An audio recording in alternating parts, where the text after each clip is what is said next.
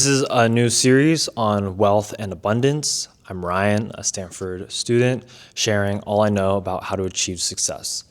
Today we're going to talk about scarcity and abundance and why this kind of thinking can really affect how you perceive wealth and also how you actually pursue it. And it can potentially lead to, why people take certain actions that's keeping them in their position that they are in. So scarcity is viewing the world as, okay, there's limited resources everywhere, everybody's competing for stuff, and there's not enough to go around. And to some extent, this is true, but we're really talking about the extremes of each of these thoughts, because the problem is when you take scarcity to such an extreme, you start to view everyone as a competitor. You start to view all the limited resources you have as the only ones you'll ever get. And this really prevents you from doing anything long term. You just become hyper-fixated. It really closes your vision to just being tunnel vision on the now. And the problem with that is if you're really trying to build something and trying to achieve success, you have to make decisions each day that actually lead you towards a better future. They can't just be for the now.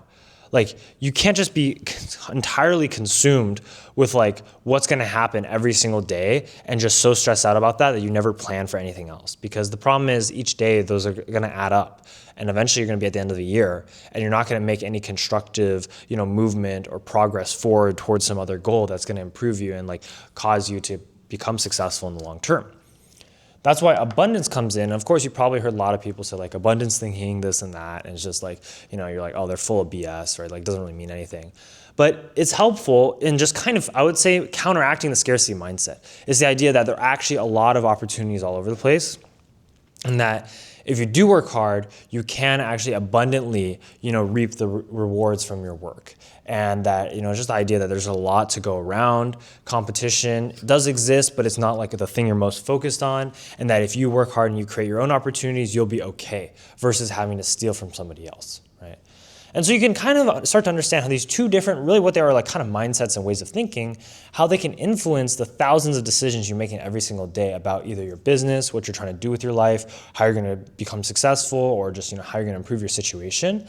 And, while they're not necessarily it doesn't mean you can't be successful with the scarcity mindset. It doesn't mean you will you'll fail if you have an abundance mindset, right?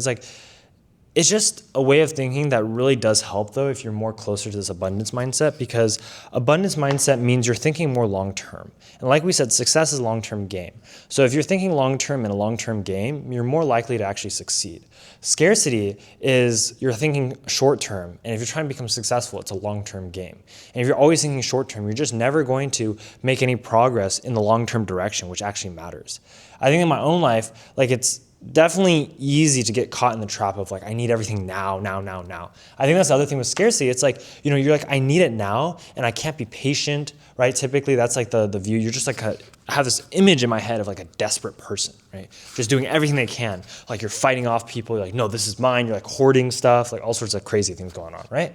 But abundance is hey, I'm going to focus on trying to find my own opportunities, right, where maybe there's not as much competition, or create my own opportunities so that there's not competition, or be myself in some unique way that's going to allow me to be different. And as a result of being different, I won't have to compete with everybody else. And as a result from that, then I will have abundance. I'll live in abundance, right? I'm not always thinking every second about who's trying to take my money from me, right? Who's trying to do this to me, et cetera, et cetera. I'm thinking more about the long-term game of okay, how do I ensure that the next 5 years that I am successful, right? What do I need to do with that? I definitely understand, though, that in monetary terms, your current situation is very difficult, right? It's bad. You can't control where you are now.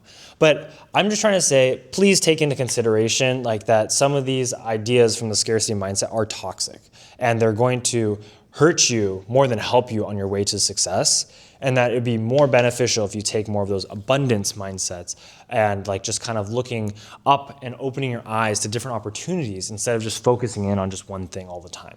And that's really, I think, my biggest takeaway for how you can kind of create wealth in your own situation by just focusing more on abundance, because it's going to help you in the long term with things. If you have any questions, comment them down below, subscribe for more, and let's get into the next